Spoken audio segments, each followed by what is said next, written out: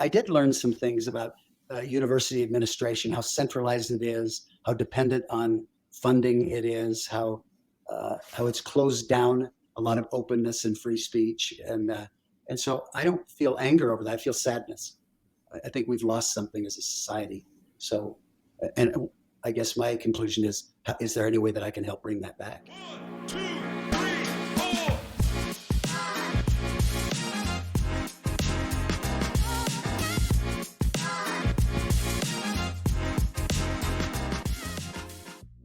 Hey, Power Hour fam. What a wonderful conversation in store for you today. I chat with Joel Peterson, and he is a family man. He's been married to his wife for 50 years. He and Diane together have 7 children and 31 grandkids. He's also a leader. He's led JetBlue as chairman of their board of directors for 12 years. He stepped down in 2020, led them through various challenges. He's founded Peterson Partners, which has over $3 billion of assets under management. He's been doing that for 27 years and invested in over 250 companies across industries. He is a professor at the Stanford Graduate School of Business, been doing that for as long as I've been alive, for 31 years, and lots more of experience. He was the CEO of the largest real estate development firm. He was the head of Hoover Board of Overseers, and much more. So you get the gist. Very experienced leader, has been through lots of trying times, ups and downs, litigation, et cetera, and tons of perspectives that he brings to the table to us today. So appreciate his time. And even more so, I really appreciated how authentic he was, how honest he was with me today. We didn't know each other before this conversation, but I thought we really got to speak honestly with one another. Most interesting to me is our conversation around cancel culture, the downsides of it, and how do we create a society that embraces healthy debate? How do we have healthy debate with one another? And where do institutions fall in cultivating that, in helping leaders and young folks gain these skills? Joel also gives a lot of advice to folks in today's economic day and age with the recession upcoming, to folks that have been laid off or are worried about being laid off, as well as entrepreneurs that are building on what to look out for, what to remember, what to embrace. Really, really wonderful conversation. Enjoy it, guys. Here's Joel Peterson. Hi, Joel. Hey, Jen, how are you? I'm great. I am very happy to have you on with me today. Thank you for your time. My pleasure. We've got tons to get through that I'm looking forward to. So I was thinking we would just dive in. Does that work for you? Yeah. Amazing. I've already given listeners context into your background, so I won't have you sit through it again. A very impressive background. And for me personally, as a student at Stanford Business School, Graduate School of Business, I remember one of your last lectures, and this was one that you gave 13 years ago, and it really stuck with me. You shared with students about how to pursue happiness, and not just any kind of fleeting feeling, but the kind that stays with you and is more durable. And I wanted to come back to that for the purposes of this discussion and use it maybe as our backbone. And for context for listeners, I'll share, you gave a metaphor of there are 3 legs to the stool of happiness. The first one being having a person to be, so someone who you feel really called to become with a purpose. And I'll call that being. The second leg was having a person to love, which we'll call loving. And the third was having a work to do, which I'll call doing. And you went into several thoughts of how to get to building each of these legs that make up the stool. I found it a great framework for how to think about life and how to just plan yourself one step at a time and make daily decisions. So today I'd love to focus on doing and being. Sorry? Not loving? Well, I feel like we would need another one to get into all of that. And I love that you and Diana have been together for 50 years. You have 7 kids and 31 grandkids. So you're such an expert on loving. And lots to learn from you there. But on doing, coming back to Diana, you mentioned a fun story that you both developed, a Peterson manifesto, which Machin and I will steal. We just got married in August. But you used this manifesto to help you both make decisions on how to raise your children, structure your family. Feels like a very type A thing to do. We're both very type A. Can I ask you on that note to share what your personal mission is, Joel? You know, I've never written up a mission statement. I've always seen them published in these companies on whose boards I've served. And more often than not, they create cynicism because companies claim they're going to do something, then they fall short. So people read them and then they say they're cynical. So I've really focused more on what I would like my brand to be. Mm, So thinking about your brand, and I've often told students to think about the 5 words that they would love to be known for in their lives. And so as I've thought about that, I really felt like I want to be seen as trusted, as wise, as competent, as caring, as reliable. And all those things, if you think about, those are the kind of the constellation of what it takes to be a great fiduciary, to be someone mm, that people will trust to take care not only of their financial assets and well-being, but really being a fiduciary for another person. That's really a kind of a contract of care that you have with other human beings. And so to me, you could probably generate a mission statement out of that. But the way I've always thought of it in my own personal life is, what brand attributes do I want to own by the end of my life? totally. And what comes to mind for me is how, for instance, being trusted, being reliable is something that you build with time. Very Yeah. easy to lose, but takes a ton of time to build. So I can imagine how having that at the forefront will help you shape that brand for yourself. On this note of leadership, you mentioned fiduciaries. You've taught for 31 years on leadership at the GSB, and you are a leader. You've been a leader for decades over various industries. What are some of the formative moments that you feel have defined the type of leader that you've become today? So there's so many of them. And by the way, I would just say, Jen, that I think people who go to the GSB are leaders only by the fact that people are watching them. You know, Mm, they put themselves in a position to be examples. People admire people who've gone to that level in their lives. So I think leadership is found in all kinds of areas. I've happened to be at the head of a number of companies and played various C-suite roles. But so I would just say that everybody is being followed, is being watched, is nudging others to live a better life. So the experiences in my life, I mean, I would say that I started out at a very young age with in school being elected to leadership roles. I didn't know why. I didn't particularly seek them out, but I was thinking like a captain of the safety patrol. What does that mean? Well, it means you lower and raise the flag at the end of every day, and you put the assignments out for the other safety patrols or whatever. So it's not really leadership. It's just kind of an administrative function. But I got used to the idea of being in charge of things. mm. And one thing kind of led to another. And then I had early work experiences that sort of led me to feel that, I had kind of a duty to lead others to good places. Hmm. It sounds like folks, for instance, at school may have seen maybe tendencies of reliability in you to select you for these roles. Does that resonate? I think so. I tend to be pretty serious. And if there's a response, You? yeah, Yeah. if something needs to be done. So whenever you had these book report assignments where 3 or 4 would work on it, I would do all the work. I Yeah. want to make Yeah. sure we got the A. Can I ask maybe your family? How many siblings? What order? So I'm the oldest of 5 kids. Yeah. I feel like the oldest kid you tends to be Totally. reliable and have responsibilities. Yeah. No, there's no question about it. So it sounds like started having these experiences and then translated them into your professional environment. Yep. Beautiful. And then you've written so much, Joel, on challenges and how to deal with challenges. One of the things that sticks out for me there is that they will pass, and the way you handle challenges is so important because in 2ish years, folks will look back and have that as a sense of what type of leader you are. Yeah. For me, I found some of the most challenging times have been situations where I've had to let others down to kind of stand true to my own values, which is really hard for me, but something I'm leaning into. And then also times where I need to let go, where I don't necessarily have control. Again, type A, big planner, like to do everything I can to make something happen. And you can't always have that. And so just leaning into practicing in those situations as well. And it's a work in progress. It's a journey. I'm curious what for you have been some of the biggest challenges you had to face. Yeah. So first of all, let me say something about challenges in general. I think the first few times that I felt like I was really challenged, my instinct was just to get through it, just to Yeah. muscle through and be tough and not let it get me down and, put one foot in front of the next.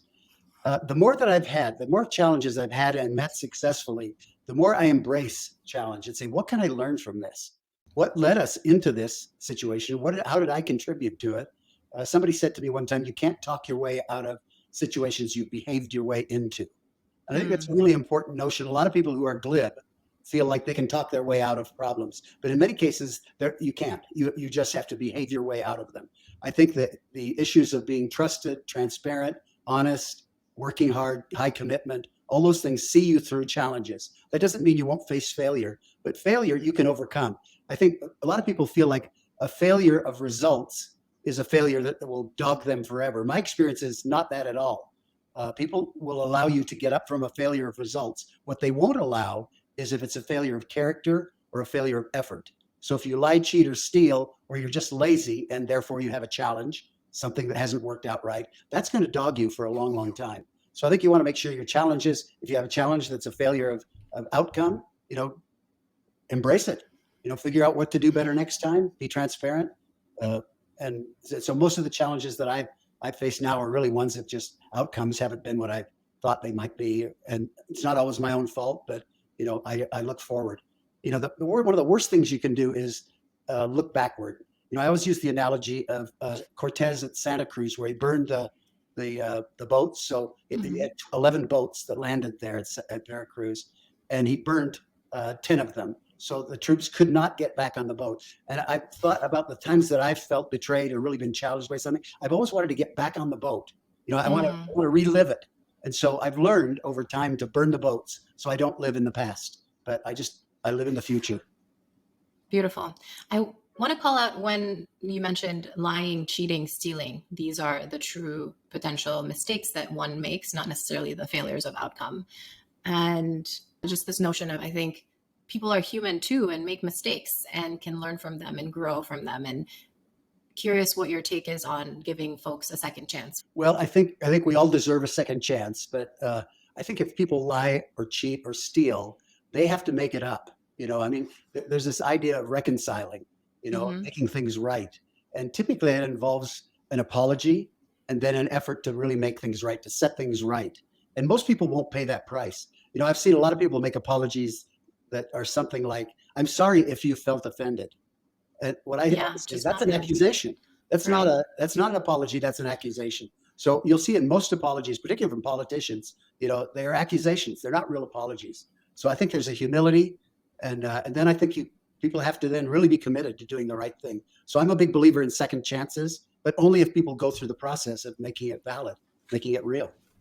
Yeah, totally. The one example that is very recent, top of mind, is Sam Bankman-Fried and crypto. And folks are saying that he willingly, knowingly defrauded investors. And I think there's a lot of chatter about what happens with him.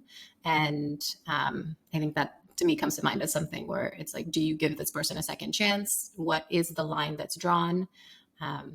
Any thoughts here? Well, his goes so deep and was so ongoing and involves 1 million investors and billions of dollars, and went on, and it was so egregious. What he did was so egregious. He was basically stealing from accounts and buying properties in the Bahamas. And it goes beyond, I made a mistake. Right. It seems like willingly doing this knowingly over time. It wasn't like a character flaw in a moment where you made a mistake in a second and then changed your mind. Yeah. Okay. I want to transition to a piece that you wrote, Joel, recently on feeling canceled with respect to the GSP community. And I wanted to first allow you to share context for what happened from your standpoint, and would love to chat about it. Yeah. So in sharing this, I don't want anybody to feel that I'm aggrieved or angry or wanting to relive it at all. Yeah. My sense is really that this is a violation of sort of free speech and open debate and things that should be happening in the academy. And to shut that down is the thing that I find offensive. I felt pretty bulletproof, in part because I won the teaching award, I'd won the alumni award, I've been the chairman of the Hoover Institution. I taught 3 of the 10 silver bullet classes there. I was actually the person who brought the last lecture to Stanford, gave the only last lecture for a number of years, well before Randy Pauch did it and wrote the book about it. And then I've given it every year until this event happened, and I was cut off from that. I was called in by the dean, all these things that just seemed crazy to me. And so it was actually kind of a surprise to me and a disappointment and a bit alienating, and students basically went directly to the dean rather than come to me. And they said they felt alienated because I said I hired for character, competence, and commitment. And I really didn't pay attention to race, gender, sexual orientation, or any of these other things. But those actually came along with, I'd brought on several Black women onto my board. I'd won every award for the LGBTQ community when I was chairman of JetBlue. So I mean, that happened, but I wasn't selecting for that in part because I felt it wasn't really fair to minorities. If you make that case, then actually it diminishes them, and they don't deserve that. They can earn these positions and do earn these positions every bit as much as anybody else. And so I always said, I'm going to hire for character, competence, and commitment. And guess what? A lot of them are going to be these minorities. And so Yeah. the response from the students who turned me into the dean were that this was inconsistent with the whatever the values were of the GSB. And then the dean just called me rather than have me talk. I mean, what I would have done if I were in charge, I would say, okay, let's get together with these students and Joel, and you guys talk it out. I'll be happy to arbitrate it if you want, but you guys need to get together and talk. Instead, he just called me. And I said, look, I don't need to teach here. I'm happy to do something else if this isn't a welcome message.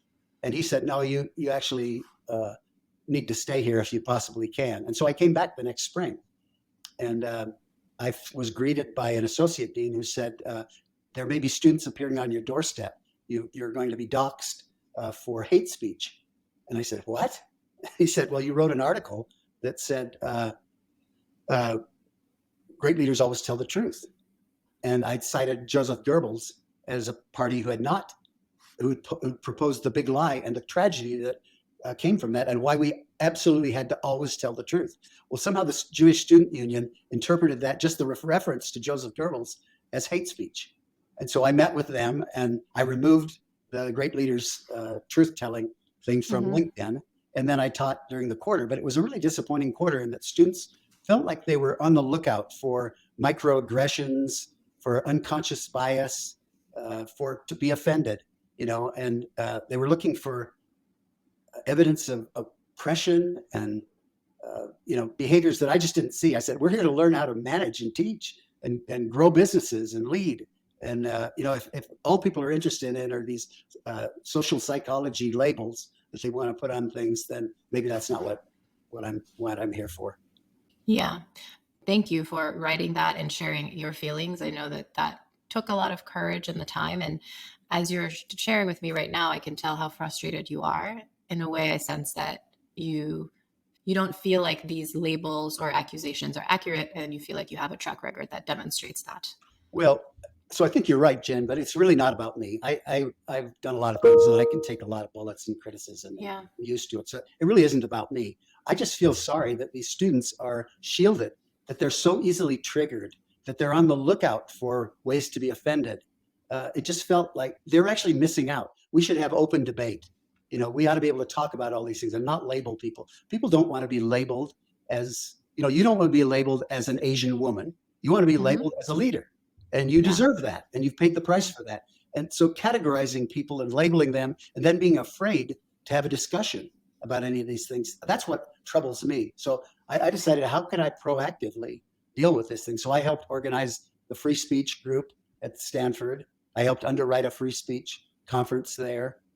I've continued to write on LinkedIn. I post every day something that I think may help people think about leadership in broader terms. So I'm not bitter. I'm not offended.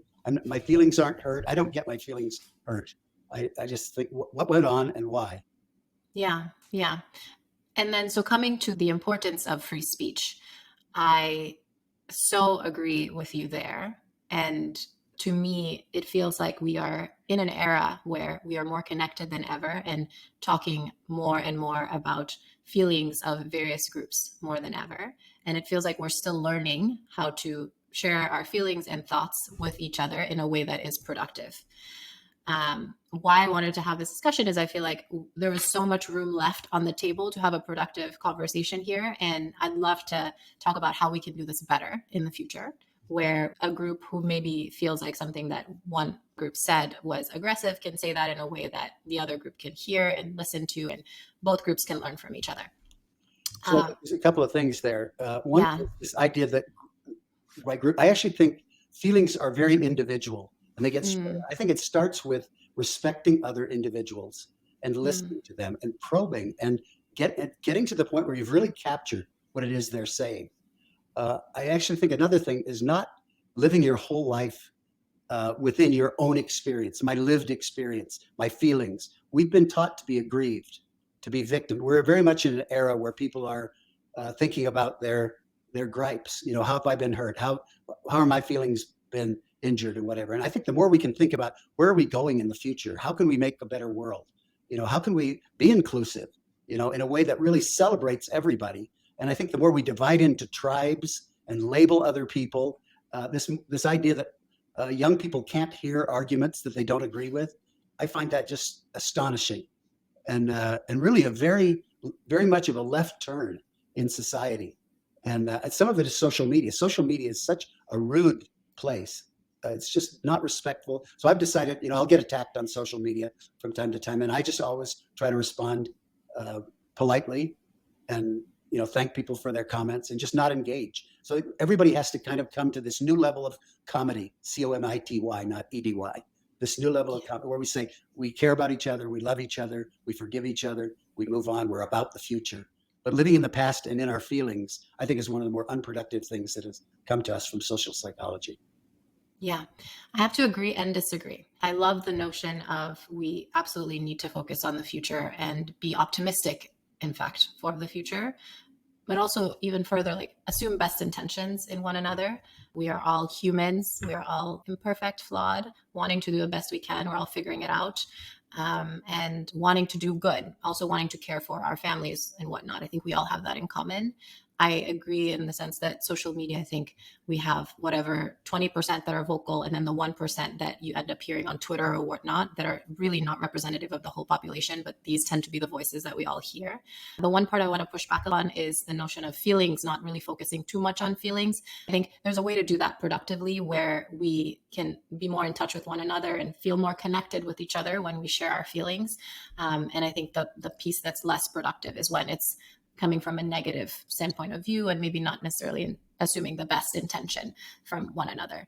And on this note, I wanted to talk about how can we create a more an environment where we can talk to each other more. I love what you said as well about it's not like maybe not focusing so much with groups and talking to one another as individuals. For me, something that comes to mind is how do we create an environment of higher learning and institutions where we can create more open debate, where folks can feel like they have a safe space to express themselves and not feel so much like if you have a conservative opinion, for instance, that gets shut down, which tends to be kind of the general. I went to Harvard Kennedy School, and tends to be the general consensus these days. How do you feel like higher institutions can create more of that environment and productive debate, which is such an important tool, especially for young folks today? Yeah. Well, I think from a school standpoint, if you're an administrator, I think you have to make sure that any speaker who comes on campus is allowed to speak, and you throw people off campus. I mean, I think one of the bad things that's happened on the campus is students are seen as customers. And this idea that you have a net promoter score and there's so much money involved and everything, administrators tend to bow to the flavor of student. You know, if students object to something, then they don't really stand up for the principles. And so we consequently don't have full and open debate over a bunch of things. And I think you can see this with this whole COVID thing. I think there are a bunch of scientists and doctors who said, wait a minute, we've got data that shows other things, but they're shut down. They're cut out of the public square. Their licenses are removed, people are fired or whatever. My sense would be, in fact, when I was in charge of real things, I used to assign people to make the opposite case. So if we were all leaning as a board to doing something, I would assign somebody to come in and make the opposite case. I said, we want to hear that. We want to hear the very best arguments. And sometimes they prevailed. And so to me, this idea of free and open dialogue, I remember in 2008, I think it was, when there was kind of a meltdown in the financial system, there was a debate between free market economists and Marxists. It was held in Europe. And it was fascinating. It was very respectful. And there were great points made by both sides. Everybody learned.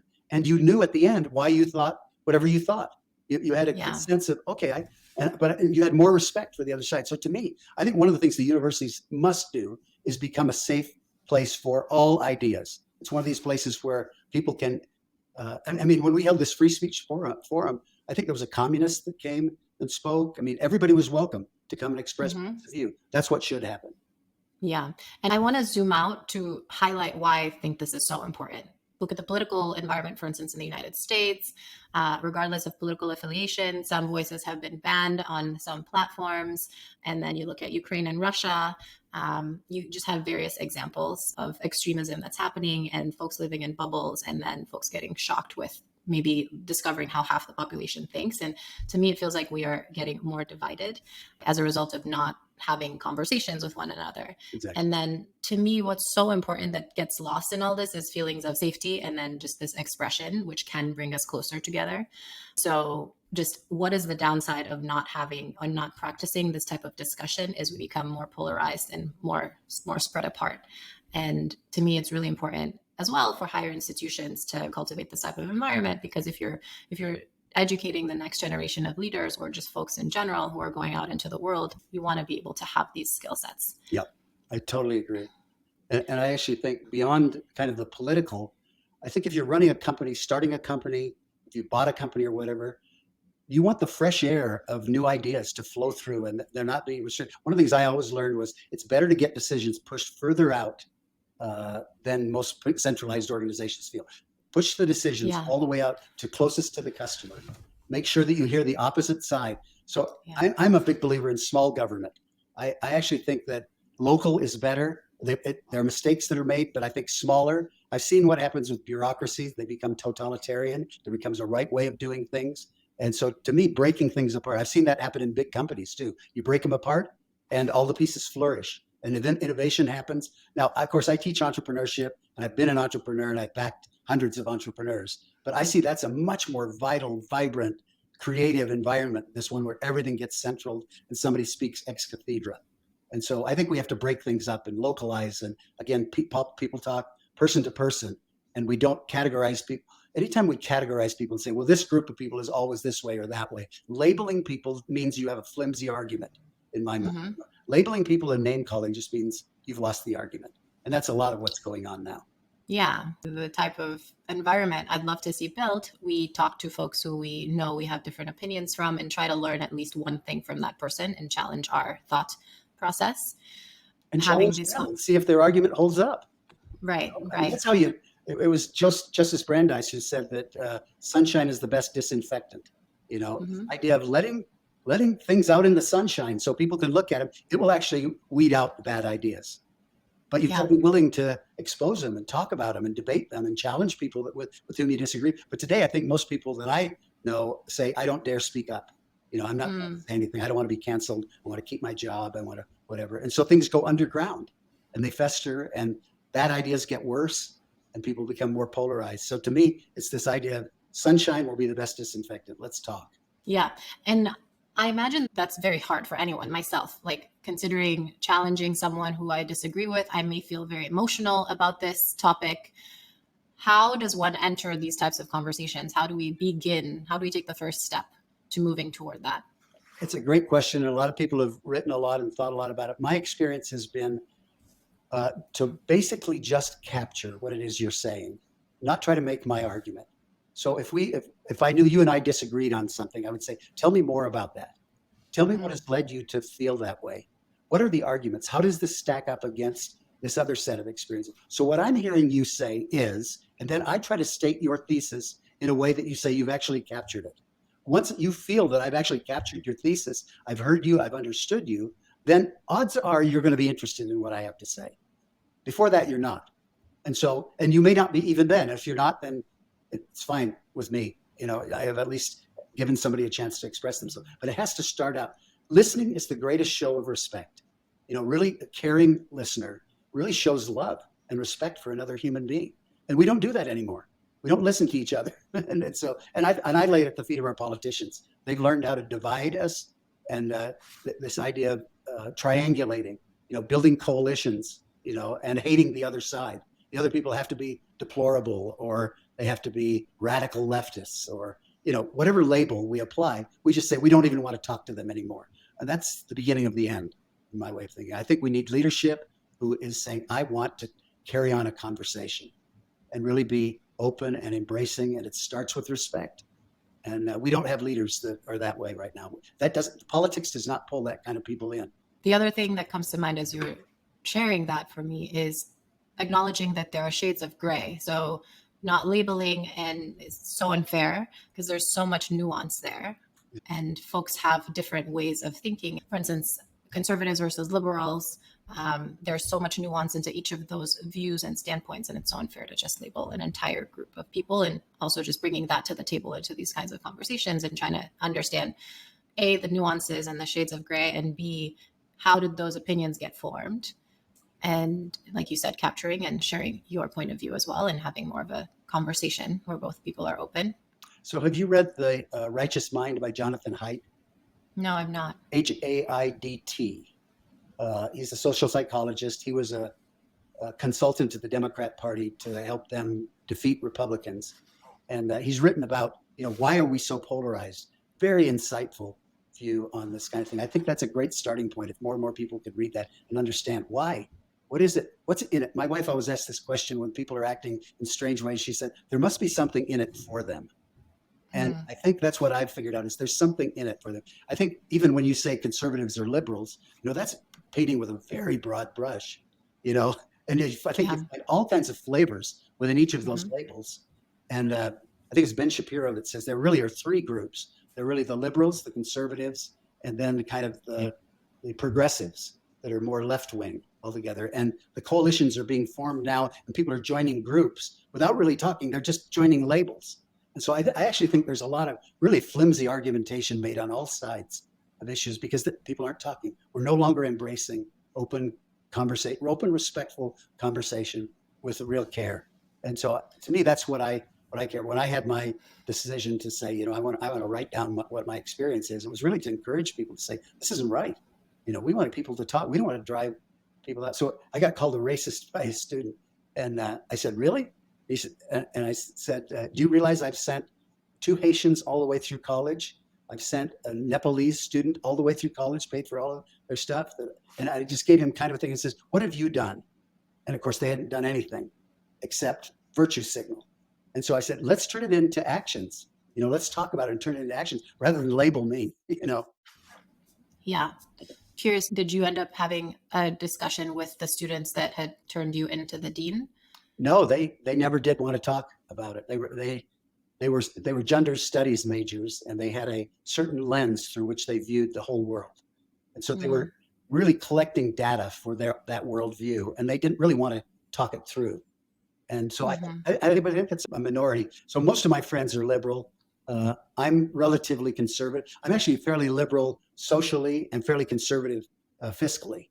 So I'm kind of an odd combination. But my friends, they say, I don't feel like the far left and I don't feel like the far right. And I would say that 60 to 70% of people feel like they are somewhere in between these very vocal extremes.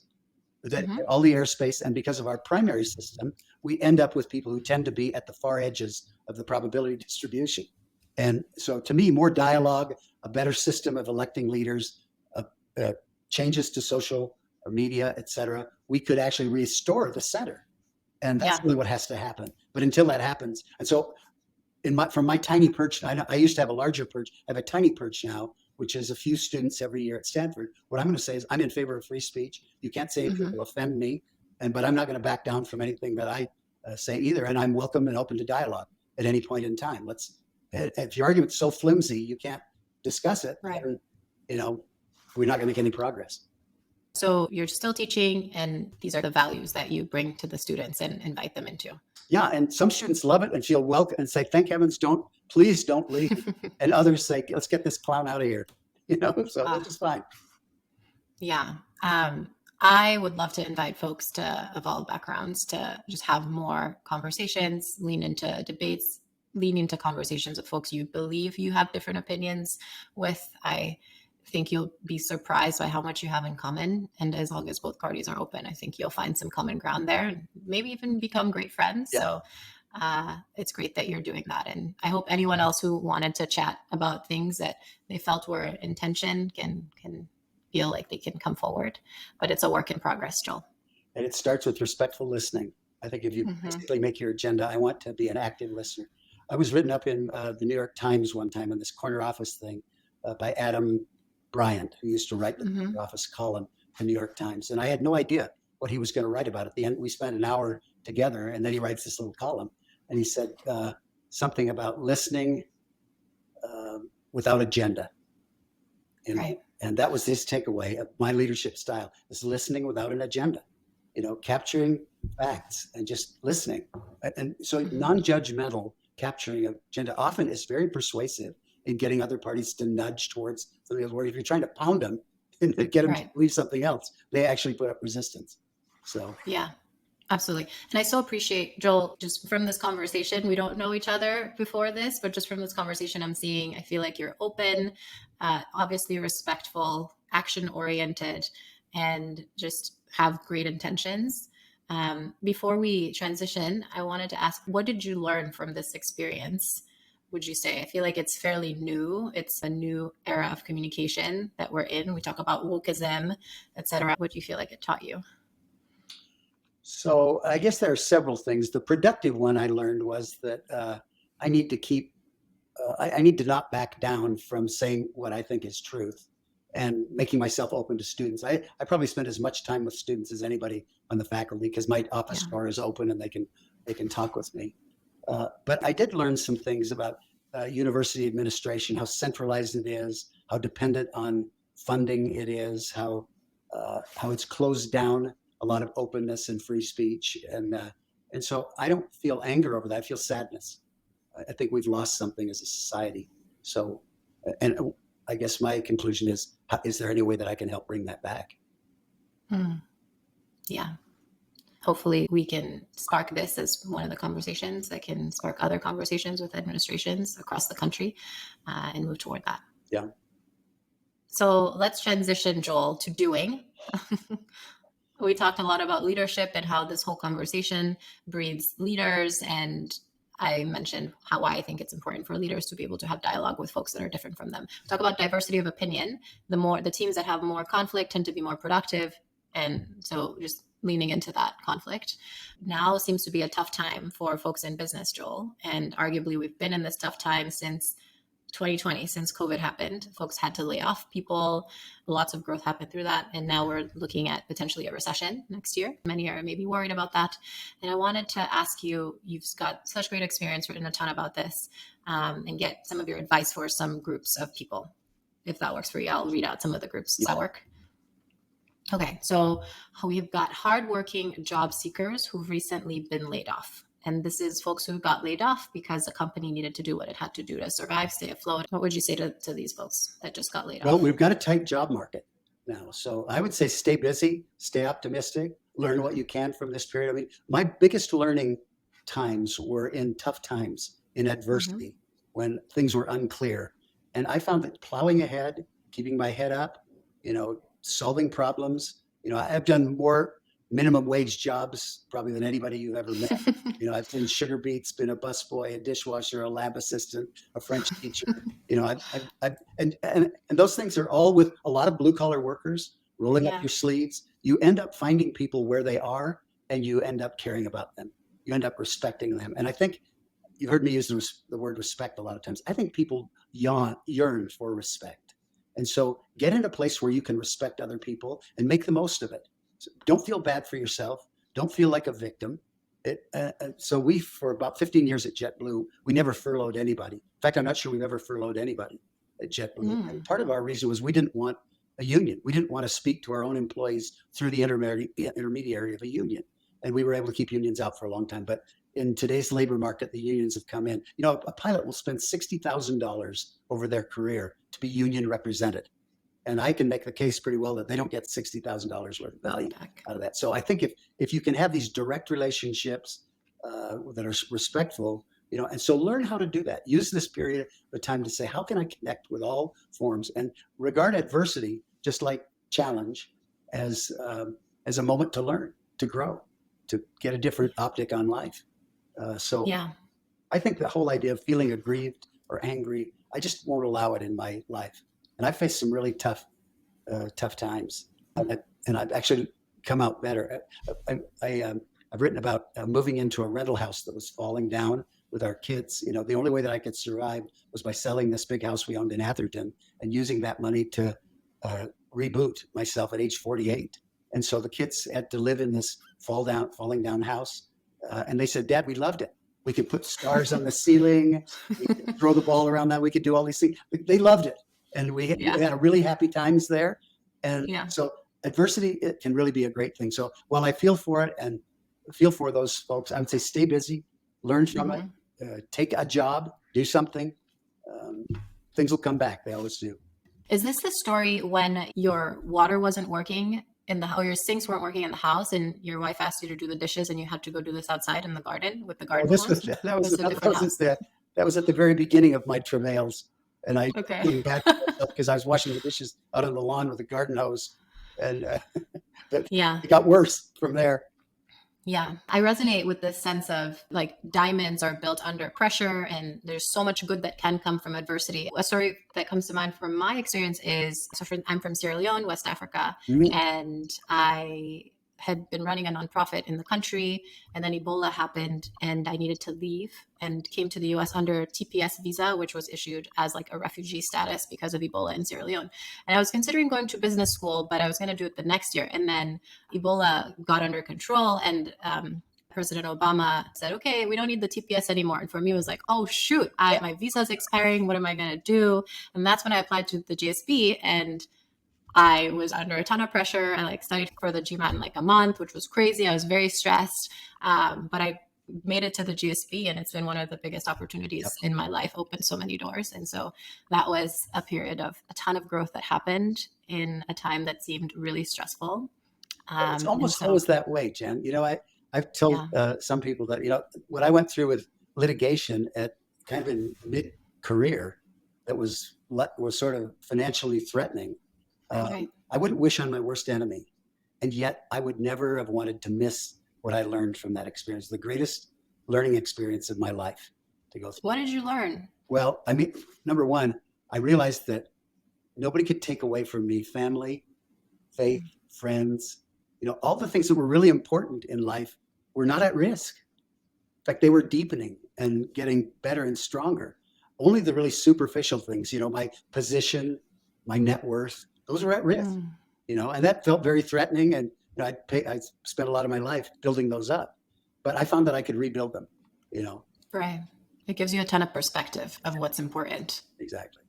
And how, to a large extent, you already have what you need, which can give you so much strength. All right. Sending strength to job seekers. Maybe if you're interested in building a company of your own or an endeavor of your own or trying something completely new, potentially this might be this time in life to do that. All right. And then Joel, high performing employees who are worried about furloughs. I know friends who are at startups, they're very high performing, type A, and wanting to make sure that they can stay safe in the job market. What would you say to them? I would say relax. If you have great skills, if you have high character, if you have interpersonal skills, do something while you keep looking around. Don't panic. Don't become negative. Don't sense you're a victim. All those things you will exude. If you say, I'm a victim, you'll come across as aggrieved and bitter and whatever. Don't allow that to enter your life. Say, how am I going to embrace this moment? What am I going to learn from this? If you end up having to roll up your sleeves and work in a blue collar or tough job, embrace it. You'll learn a ton, just like I did. I learned a ton doing that. One of the things I learned is I'm going to always respect people that work by the sweat of their brow. I'm never going to dismiss them. I'm going to just totally honor them because they really do. This muscular work that gets done in this world deserves respect. And a lot of times people, your education or my education, think we're above it. And I think that's a mistake. So learning that one lesson is totally worth it. Absolutely. And then high integrity leaders that are needing to furlough folks to keep the business alive. Well, if they have high integrity, then what you said is they need to furlough leaders to keep the business alive. So they have to do what's consistent with reality. High integrity means that you live according to there's no gap between your values and your actions. So if your values to say, I've got to preserve this business for the benefit of my suppliers, my lenders, my shareholders, my employees, and my communities, I've got to do what I can to submit. And what that means is I'm going to have to lay some people off. I'm going to have to reorganize. I'm going to have to refinance. I'm going to have to do what you have to be consistent. So your behaviors match your values. And then I think everything tends to work out. It may be uncomfortable in the moment. I'm not saying that I'm not Pollyanna about it. I've had to lay off a lot of people. I had to fire a lot of people. I've had some setbacks myself, but you will recover from them if you deal with respect, transparency, high trust, honesty, high character. You'll recover in ways that you can't imagine today. And practical advice for how to lay folks off in a way that is respectful? Well, I think you have to. I mean, there's a bunch of situations that are different. I would say that if it's a whole team or division or city that you're laying off, gather them all together. You meet with them personally. Don't send out a. I don't know if you saw Up in the Air with George Clooney and Anna Kendrick, that movie about hiring professionals to let people go. I think that's the worst idea in the world. Own it, Yeah. and help people. Be generous. Give people the most generous way of, and then give them the best path to a new job. Be there for them. It's again this idea of I care about you, I respect you, I want what's best for you. Right now, we can't afford this in this company. We can't do this. This is not our priority. Give them as much notice as you possibly can. Give them as generous a package as you possibly can, because you're building a brand. It's going to affect how you behave the rest of your business life. So I think those are good rules, but you have to do what you have to do.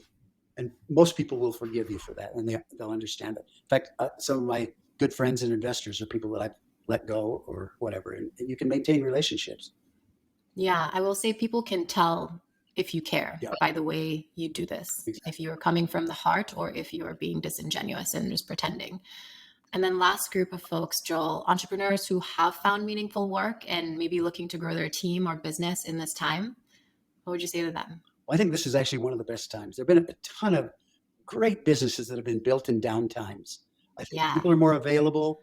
The capital you get really believes in you because it's not available everywhere. I mean, a whole bunch of good gating factors occur that allow you to be more successful. So this is a great time to buy a business, to start a business. But you need to understand there are certain roadblocks. You have to do it with a special care and be particularly intentional about what you're doing.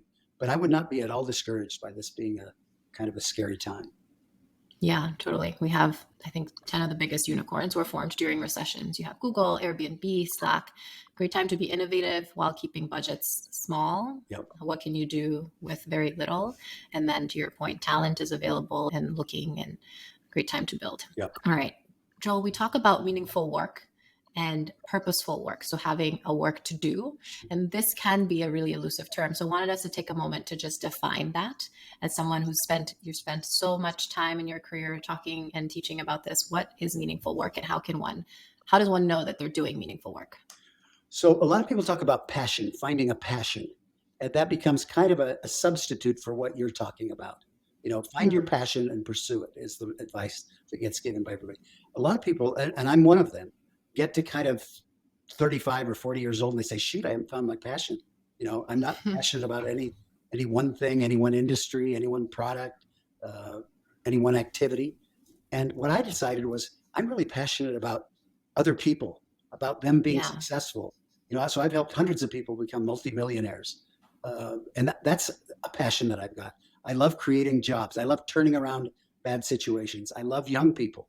So I've found that really by turning outward and saying, how can I make a difference in the lives of others, no matter the industry? So I'm a bit industry agnostic, and I've been involved in lots of different kinds of industries. I always learn a lot, but the center, the unifying factor are the human beings coming together as a team, honoring one another, and creating something that's great that they all grow and benefit from. So I guess you could say I've learned to be passionate about that process. So I've not found the passion that Steve Jobs found or that we celebrate so often, but I've really found a passion around operationalizing things and making things work. And so I would say just how does thinking more broadly about it. Sorry.